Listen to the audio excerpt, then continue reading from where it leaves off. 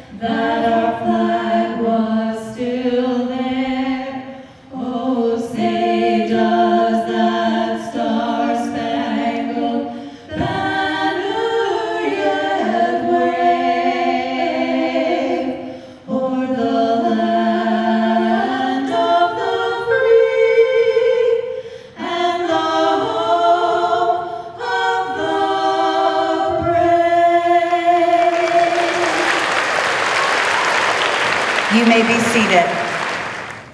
We'd like to welcome everyone here this afternoon. My name is Mrs. Nutteviller, and I'm the principal of the 5-6. It is an incredible honor to stand before you, our bright future, to celebrate a day that means so much to our nation, Veterans Day.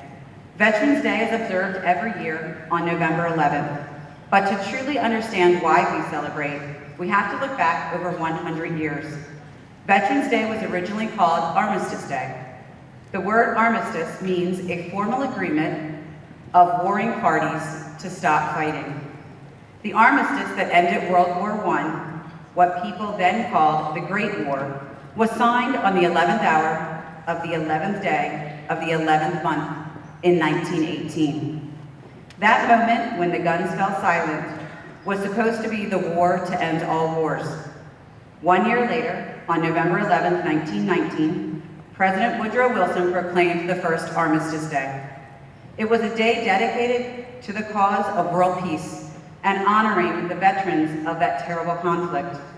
For years, the day was celebrated with parades and a brief pause in activity at 11 o'clock a.m. However, the world saw more major conflicts, including World War II and the Korean War, which created millions of new American veterans. In 1954, following the urgings of veteran service organizations, Congress changed the name from Armistice Day to Veterans Day. This change was made so that November 11th would honor all American veterans from every war and every period of peace who have served our country. So Veterans Day isn't about celebrating a historical date. It's about celebrating the living individuals who wrote themselves into history by putting on a uniform to protect our freedoms. Like many of you here, my life is deeply touched by military service as well. My daughter, who attended school right here in the area, is now serving in the Army National Guard. She is currently stationed with her husband at Fort Wainwright, Alaska. The National Guard is often called upon during emergencies right here at home, like hurricanes and local crises, but they are also a key part of our nation's defense. I'm also incredibly proud of my son. He is a senior at Souderton High School who worked really hard to graduate early. He graduated after first marking period so he could attend the Army National Guard basic training at Fort Jackson. He left October 27th. I had a 3-minute conversation with him. So it's hard. Think about that. While his friends are finishing up their last year of high school, getting where they are going to college, he's already dedicating himself to a life of service. It takes courage and a deep commitment to our country to make a choice like that so young. Their decision and the decision of every person who serves is a reminder that the spirit of service is alive and well in every generation. Today, we look at those who have answered the call, our veterans. To all the veterans in our audience today, please stand or raise your hand so that we may recognize you.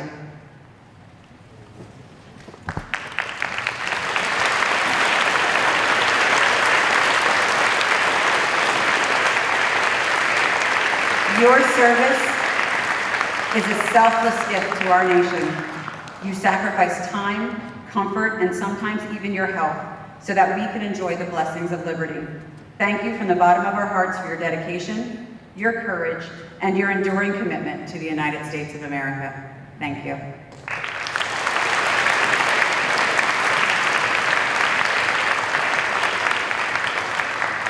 And finally, we must acknowledge the real strength behind every service member, the families.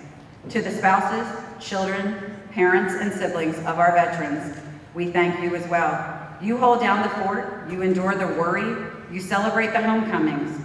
Service is a family effort, and your quiet strength and support are truly the backbone of our military. So we welcome all of you here today as well.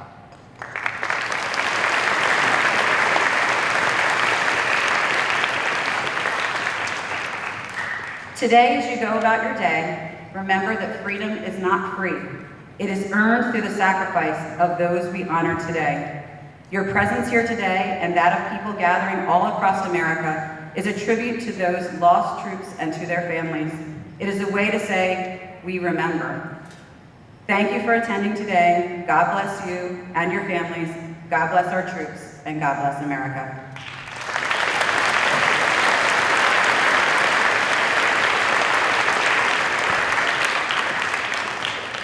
At this time, we have 3 students from our 5th grade that will be reading some Veterans Day poems.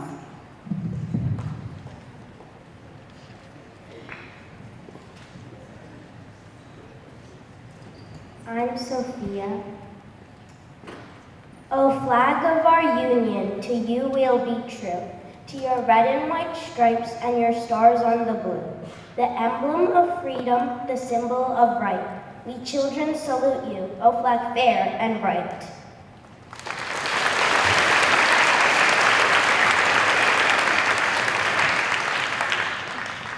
I'm Knopf. They did their share. On Veterans Day, we honor soldiers who protect our nation. For their service as our warriors, they deserve our admiration. Some of them were drafted, some were volunteers. For some it was just yesterday, for some it's been many years.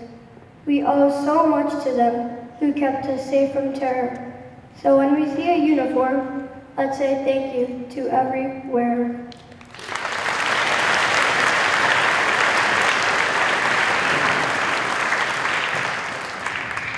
I'm Evelyn.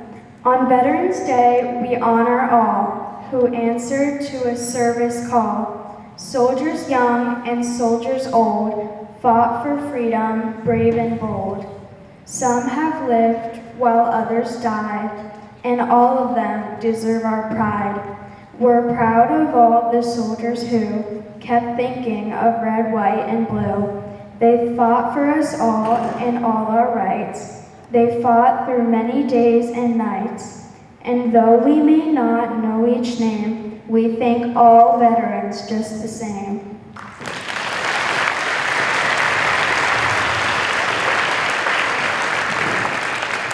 Now I'd like to invite our Veterans Day singers to the stage.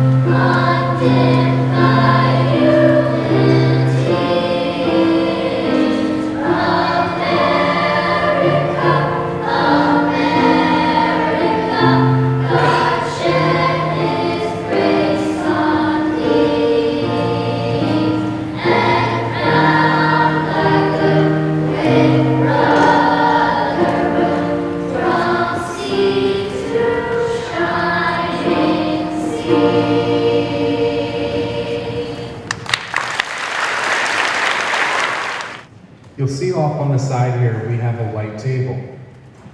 This table honors the men and women who serve in America's armed forces.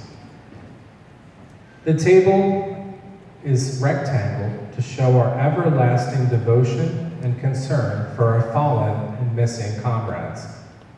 The cloth is white, symbolizing the purity of their motives when answering the call of duty. The single red rose, displayed in a vase, reminds us of the life and of the blood that was shed, and the loved ones and friends who keep the faith and await the answers. The vase is tied with a red ribbon, a symbol of our commitment and continued determination to account for the missing. A slice of lemon on the plate is to remind us of the bitter fate of those captured and missing in a foreign land. The salt is to remind us of the tears endured by those missing and their families who still seek answers. The black napkin is a reminder of the isolation, deprivation, and cruel fate of our missing. The glass is inverted to symbolize their inability to share this evening with us. The chair is empty and tilted. They are not here, and will remain so until they return or are accounted for. You are not forgotten so long as there is one left in whom your memory remains.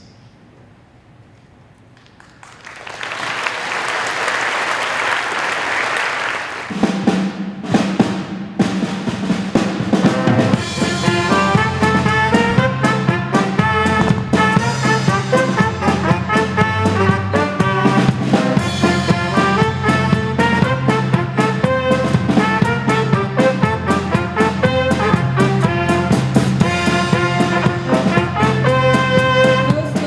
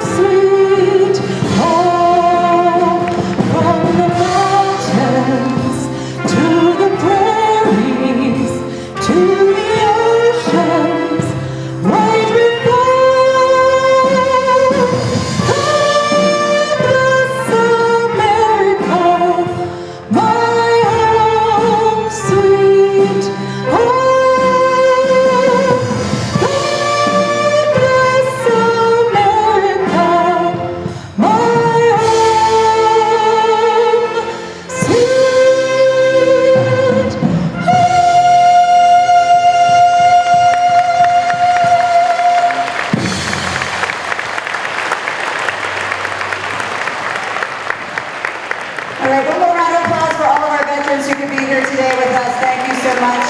And even a bigger round of applause for those who could not. Thank you so much for all that you do. We hope you enjoyed our presentation.